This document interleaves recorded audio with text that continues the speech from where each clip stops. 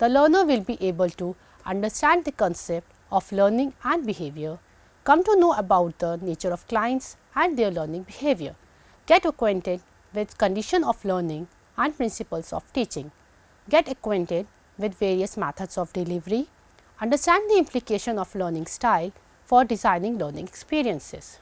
For designing learning programs for adults, certain basic factors must be given consideration.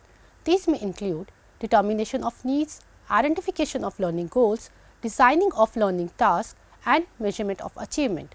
Here, we will discuss about designing of learning. For designing of learning, one should have understanding of following: learning, behavior, nature of clients, principles of adult learning, method of delivery and learning style of client. Concept of learning. Learning involves change in behavior. It is concerned with the acquisition of knowledge, attitude and skills. It enables the individual to make both personal and social adjustments.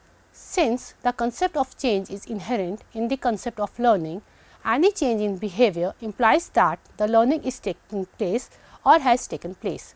Haggard has also mentioned that there is a remarkable agreement upon the definition of learning as being reflected in a change of behavior as a result of experience. Our job is to provide this new experience to the participants by providing new knowledge and involving them in learning tasks for changing in their attitude and practices, that is, for changing behavior. Concept of behavior. Behavior has three main components: cognitive, affective and psychomotor. Educators have determined that most adults, adolescents and children learn best by experiencing a blend of activities that promote these three learning domains. Cognitive domain refers to knowledge or a body of subject matter. Learning process in the cognitive domain is associated with those mental operations which are used to manipulate information.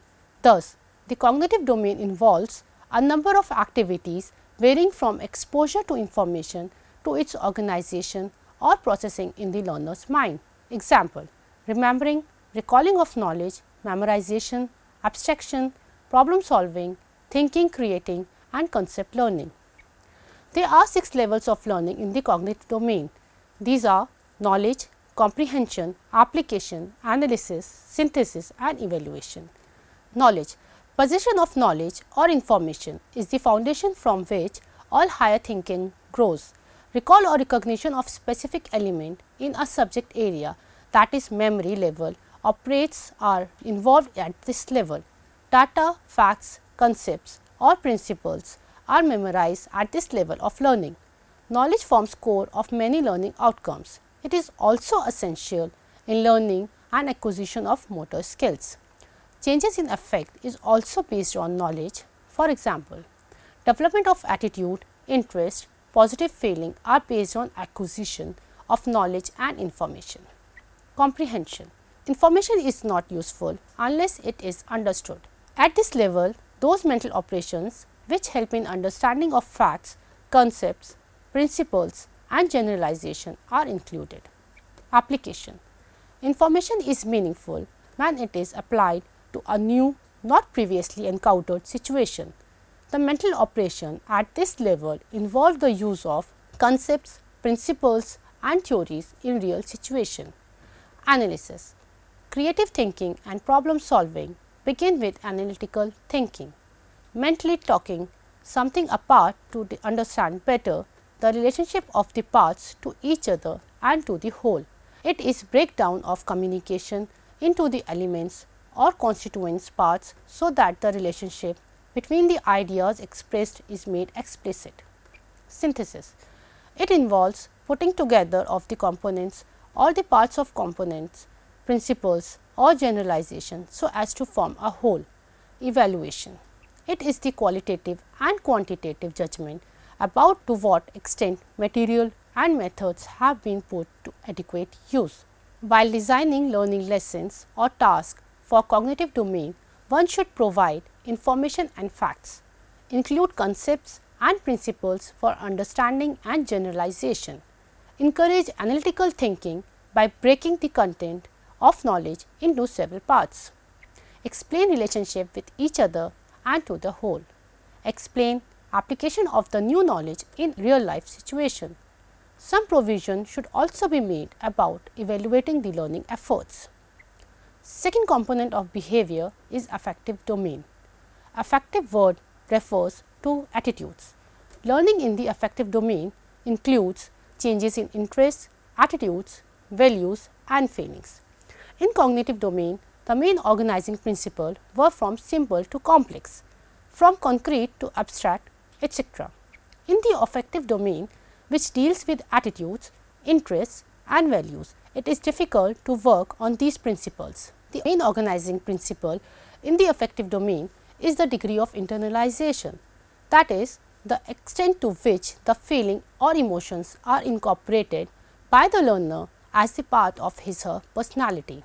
The other organizing principles in the affective domain are receiving, responding, valuing, organization and characteristics. Receiving.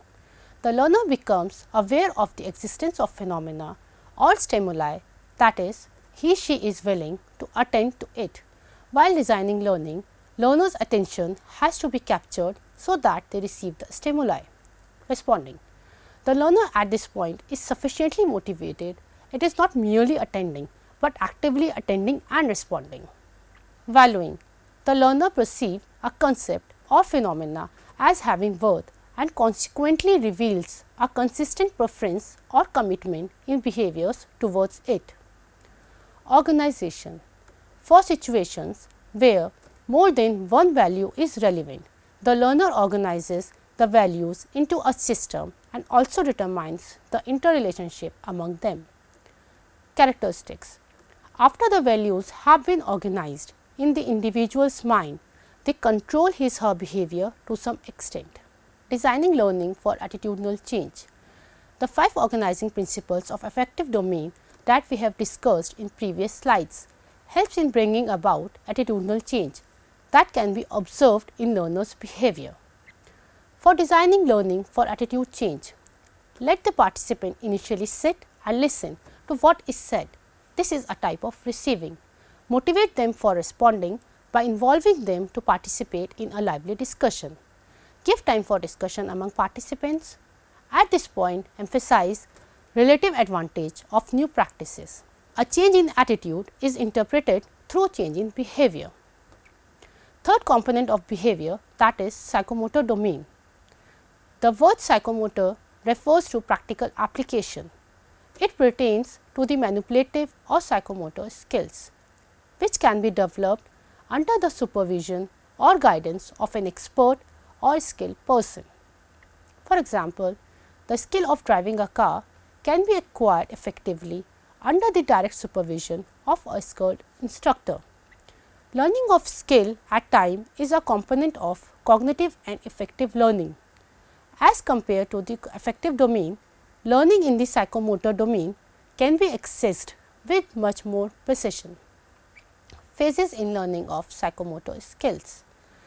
Phases in learning of psychomotor skills are cognitive, associative and autonomous phase. Cognitive phase is the phase when the individual has little or no knowledge about the skill. Therefore, the learner learns the rule of execution of movements. Movements are then performed naturally without thought. The previously acquired movements form the basis of new motor skills. Associative phase is the phase of translating the information into action. Autonomous phase is the phase when learner acquires the knowledge and applied it independently and automatic. Thus, the designing learning for a new skill or practice should be based on method demonstration. There are number of skills whose acquisition require knowledge as a prerequisite. For example, in learning to drive the car, a driver must have knowledge of accelerator, brake, clutch, gear, etc. and their individual functions and coordination function in relation with each other. For the purpose, the job is broken down into small steps and the following demonstration sequence should be followed. Introduce a task, explain and demonstrate it. Encourage participants to ask questions and provide explanations. Participants explain the same task and demonstrate it. The instructor provides feedback on how well participants perform the task. To reduce errors, right responses should be emphasized and wrong ones should be cleared. Give time to perform again correctly. Introduce another task and the steps are repeated through an entire chain of related behaviors or tasks. After covering all the steps, let the participants perform the complete practice by themselves. Give time for practice. Through practice, coordination and integration of all movements is learned. Now the movements are performed naturally. Nature of clients. In any efforts for designing learning, one must know who is the clientele. Most of the time, the clientele of developmental programs is adult learner, who may be a worker, farmer, housewife, parent and the like. Thus, we need to understand the learning behavior of adults. Regarding the adult learning behavior, Malcolm Knowles suggested the following assumptions and what it means. First assumption, adults want to know why they should learn. It means help learners answer the question, what is in it for me? Second assumption is adult needs to take responsibility, empower them to learn to take responsibility for learning and to access their own learning. Third assumption, adults bring experience to learning. Experience is both plus and a minus. It is plus because it is a vast resource and a minus as it may lead to biasness and presuppositions. Adults are ready to learn when the need arises. Some learners might not want to be there, acknowledge the fact that nothing can be done about it. On the other hand, those who want to be part of the program must work with something. Adults are task oriented, develop and organize content around task, not subject. The client may be literate or illiterate. Obviously, no written message will be planned for those who are illiterate. To reach or teach them, group extension methods like group discussion, method demonstration, brainstorming and role plays etc. are best. Radio, television and other audiovisual methods may also be used in planning learning efforts for them. For illiterates, the printing lessons and message can also be used beside all these methods.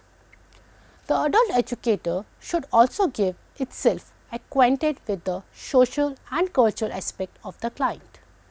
They should be careful not to include any message or promote any practice which is not compatible with the social cultural aspect of the client. The designer of learning should also give consideration of the age, sex, occupation, area of residence, political orientation, level of inspiration, attitudes and other characteristics of his participants in order to fine-tune the learning experiences to meet their needs. Principle of adult teaching learning. For designing learning experience for adults, the treatment to the content, arrangement of environment and creation of learning atmosphere should be based on principles of adult learning. McNaughton has suggested following set of principles of teaching adults. Condition of learning. The learner feels a need to learn. The principle of teaching of this condition of learning is the teacher exposes students to new possibilities of self-fulfillment. The teacher helps each student clarify his own aspirations for improved behavior. The teacher helps each student diagnose the gap between his aspiration and his present level of performance. The teacher helps the student identify the life problems they experience because of the gap in their personal equipment. The learning environment is characterized by physical comfort, mutual trust and respect, mutual helpfulness, freedom of differences. The teacher provides physical conditions that are comfortable as to seating, smoking, temperature, ventilation, lighting, decoration, etc. and conducive to interaction, preferably no person sitting behind another person. The teacher accepts each student as a person of worth and respects his feelings and ideas. The teacher seeks to build relationship of mutual trust and helpfulness among the students by encouraging cooperative activities and reframing from inducing competitiveness and judgmentalness. The teacher exposes his own feelings and contributes his resources as a co-learner in the spirit of mutual inquiry. The learner perceives the goal of the learning. The teacher involves the student in a mutual process of formulating learning objectives, in which the needs of students, of the institution, of the teacher and of the subject matter and of the society are taken into account.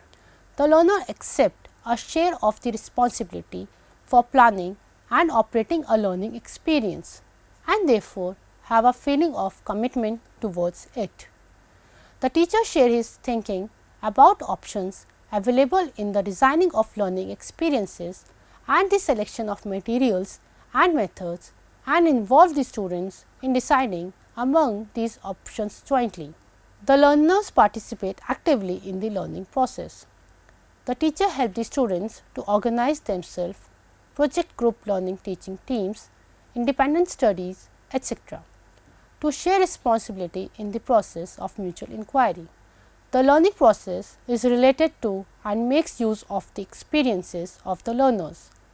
The teacher helps the students exploit their own experiences as resources for learning through the use of such techniques as discussion, role playing, case methods, etc. The teachers gear the presentation of his own resources to the level of experiences to his particular students.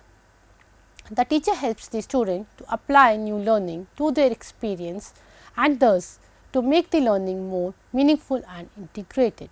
The learners have a sense of progress towards their goal. The teacher involves the student in developing mutually acceptable criteria and methods for measuring progress towards the learning objectives. The teacher helps the students develop and apply procedures for self-evaluation according to these criteria. Method of delivery. Methods of delivery may be defined as the way of communication intervention for bringing about desirable changes in the voluntary behavior of the people. We must know where and when to use a given method or a combination of methods according to the clientele, program situation, available resources and time. These methods may be classified into individual contact methods, group contact methods and mass contact methods. Individual contact method. These methods provide opportunities for face-to-face or person-to-person contact between the client and adult teacher. These methods may particularly be used to develop good rapport with clients and win their confidence, overcome mutual information shortcomings, structure and find the solution of individual problems, discuss complex concepts and situations, overcome conflictive situations and teach skills. These methods may be personal visit, office calls, telephone conversation, informal contact, personal letters, etc. Group contact methods. These methods involve one or few extension educator and a group of people in a learning situation at the same time and place. The group can be small, involving 5 to 30 or big 100 to 200 persons. For intensive teaching and skill teaching, it is better to keep a small group. When purpose is to provide information and persuasion, large group may be called. Group interaction provides the opportunity to exchange beneficial and useful experiences in order to integrate information from people and adult teacher, as well as to exert influence on group members' behavior and norms. It offers a more reflective learning environment in which the people can listen, discuss and decide upon the involvement in extension activity. The group creates a supportive atmosphere and individual can gain greater self-confidence by joining others to discuss new ideas and try out new practices. The support of the group helps an individual client to make decisions and determine a course of action. If the adult teacher has not expressed himself adequately as per the need of some person. The member of the group frequently translate the message for him. Thus, functioning through group also facilitate the job of adult teacher.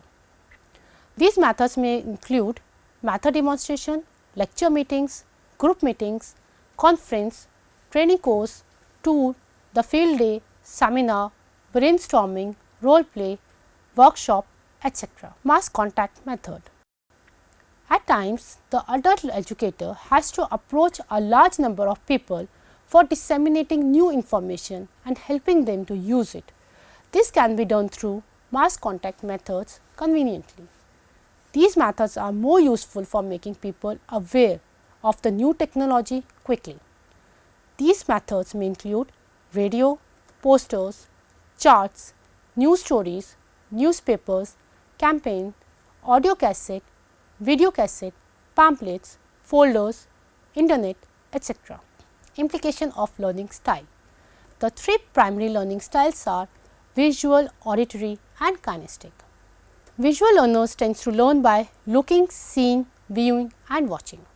Auditory learner tends to learn by listening, hearing and speaking.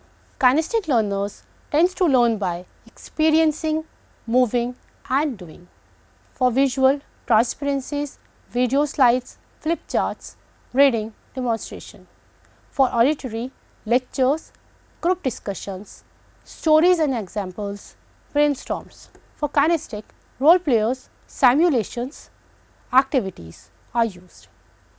It is difficult to segregate the client with respect to their learning style and accordingly plan and design the teaching learning sessions.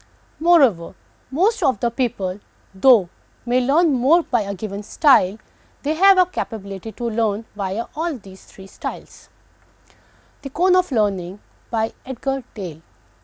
According to Edgar Dale, we tend to remember 10% of what we read, 20% of what we hear and 30% of what we see, 50% of what we see and hear, 70% of what we say and 90% of what we say and do also. Thus, the designer of learning experience, besides planning the things that be heard and seen, should also plan the experience in such a manner that the participants speak the message and get involved in some kind of activity. Summary. Learning involves change in behavior. Behavior has three main components, that is cognitive, affective and psychomotor. Educators have determined that most adults learn best by experiencing a blend of activities that promote these three learning domains. Thus, while designing learning lessons or tasks, one should not only emphasize on the provision of information and facts, but should also include concepts and principles. Analytical thinking should be encouraged and provision should also be made for the application of the new knowledge in real life situations. Participants should be motivated for responding and be involved to participate in discussion. Relative advantage of new practices should be emphasized.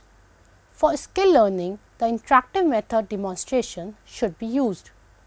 Adults want to know why they should learn, need to take responsibility, bring experience to learning, are ready to learn when the need arises, and are task oriented. These characteristics must be considered while designing the learning.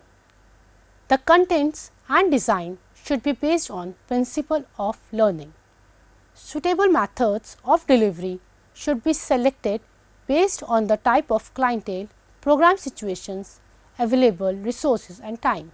The designer of learning experience, beside planning the things that may be heard and seen, should also plan the experience in such a manner that the participants speak the message and get involved in some kind of activity.